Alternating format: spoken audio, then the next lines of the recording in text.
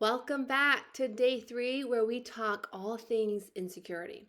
Insecurity in the Cambridge Dictionary defines it as a feeling of lacking confidence and not being sure of our own abilities or whether people like you. And as I spoke about it in day 1, we have to learn to identify our talents and our strengths and then eventually grow them over time. So, in order to combat insecurity, we must be willing to go after our strengths and maybe even try something totally new. We want to learn to develop our strengths and our abilities and not our weaknesses. So oftentimes in school, in the education world, if you're not good at math, they're like, oh, well, let's get you a math tutor. Meanwhile, you might be excelling at English. But I say focus on your strength and learn to develop that first and foremost. So it will always be an uphill battle. It's never going to be done downhill.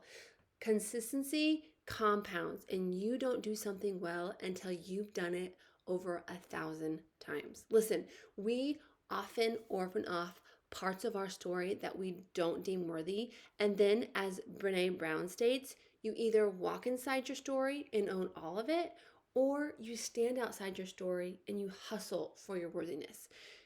I'm here to tell you guys that you have something valuable to offer the world around you.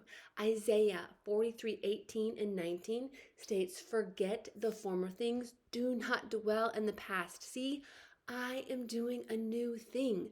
Christ has set us free to live a free life. And we, as Christians, we want to learn to fulfill our potential in Him. And so I challenged you to ask God in day 3 to let Him speak to you and lead you towards the truth of what He says about you, and not what you have believed about yourself or what others have spoken over you. So today, do you need to forgive yourself for any limiting beliefs that you may have rehearsed in your own mind? Do you need to break up with shame scripts that say you are not good enough, that you don't have what it takes? And then when you break up with those lies, I want you to ask Jesus and ask Him how He sees you, and to take those lies and combat them with the truth and the Word of God and what He says. And so I know some of you, you may have to forgive your parents or your brothers or your sisters, or maybe your friends, for the words that maybe they have spoken over you. Because I can remember one day I was at Walmart and I was being checked out by a woman, and her name was Bonita. And I told her, I said, Bonita, that means beautiful in Spanish. And she responded and she said, well, my sisters, they named me that because there was a picture of a donkey whose name was Bonita. I was taken back just a little bit. And just thought, can you imagine living your whole life believing that lie? Like, she never forgot that. Like, words, they have power, and words, they can cut to the bone. Like, sometimes people, they speak things over us that we will never forget. But guess what? God calls us to forgive, and we can learn to invite in compassion towards our offenders. Because if you can invite in compassion that says, broken people, they just break people.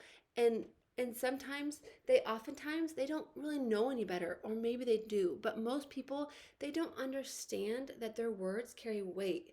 And I'm sure somebody said something to them that caused a ripple effect and caused them to say something mean over you. You just don't know. We all have our own pain points in our stories, but we, as Christians, we are called to forgive. We're called to forgive ourselves and our offenders. Why? Because Christ ultimately forgave us, even when we least deserved it. So, what labels or narratives have those closest to you assigned you with? Is God calling you today to forgive them? Is He bringing up a painful memory of when someone spoke hurtful words over you? I want you to go back, and I want you to revisit the past and any word curses that may have been said over you. And I want you to invite Jesus into that painful memory or those painful words. I want you to ask Jesus where He was in that memory. What was He saying? What was He doing?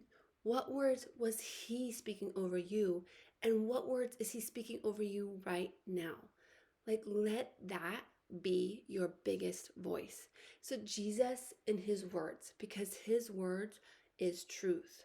So, get with God today, you guys. Discover the thing you might be feeling. Like maybe you're feeling insecure. So ask yourself, when did I begin to believe this lie? And then I want you to ask God to reveal the truth. And in that, I think that you will discover that you were made to live free. Thanks for joining me today. I will see you tomorrow on day 4.